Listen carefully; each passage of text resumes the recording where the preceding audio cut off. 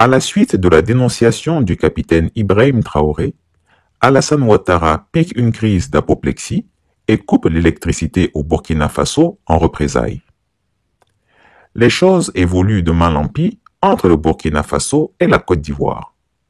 La mauvaise foi et l'hypocrisie d'Alassane Ouattara s'étalent de plus en plus au grand jour. Qui peut dire que Christian Pi n'avait pas mis en garde les autorités militaires burkinabées?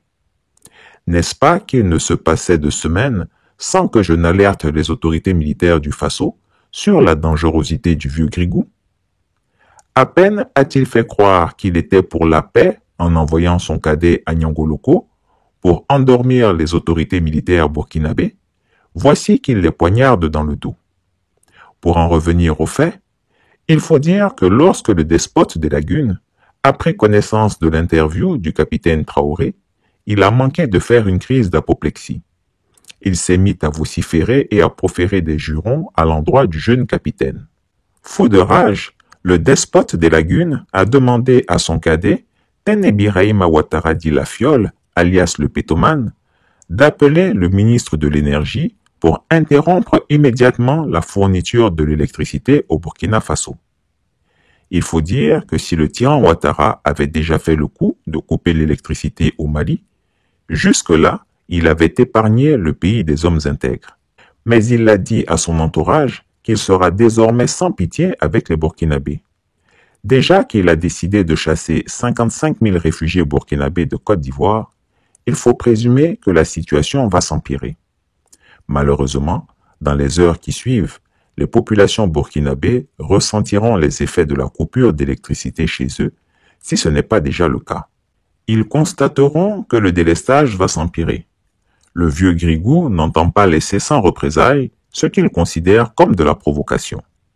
Il a décidé, Inkenunk, de convoquer un Conseil national de sécurité extraordinaire pour donner une réplique cinglante aux « voyous de Ouaga », comme il aime à appeler les autorités militaires du Burkina Faso. Christian Pi le dit clairement ici. Tant que l'AES ne se donnera pas les moyens d'aider le peuple ivoirien à se débarrasser de ce vieil impotent qui emmerde les Ivoiriens, eux non plus n'auront jamais la paix. Qui se plaindra quand, en violation de la Constitution, Alassane Ouattara est en train de se préparer pour un 4e mandat en 2025. À bon entendeur, salut. Le mot le plus fréquent dans la bouche des Burkinabés ces derniers jours est sans doute délestage. Oui, les coupures prolongées d'électricité dans les différentes villes et localités du Burkina animent les débats dans les grains de thé et kiosques. Les conséquences de cette situation, qualifiée par certains de crise énergétique, est plus qu'alarmant. Les réactions fusent de partout. Le jeune artiste LT a même fait une publication sur son mur. Sonabel, pitié. Nous savons que vous faites des efforts, mais faites encore plus. Nos pères et nos mères travaillent avec l'électricité pour nourrir leur famille. À défaut, sortez un programme pour que l'on puisse se préparer en conséquence. Pas seulement les artistes qui s'offusquent. La plateforme des associations de défense des droits de l'homme, PADDH, dans cette déclaration, appelle à rétablir la situation à la normale au plus vite. Pour le PADDH, ces coupures de courant qui durent 3 jours ou 1 jour et en moyenne 14 heures par jour désarticulent les habitudes quotidiennes et paralysent les secteurs d'activité et l'économie nationale.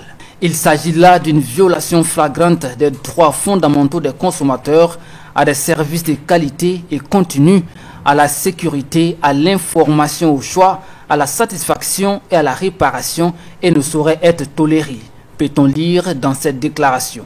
En plus, la plateforme des associations de défense des droits de l'homme invite la Sonabel à rétablir la situation à la normale.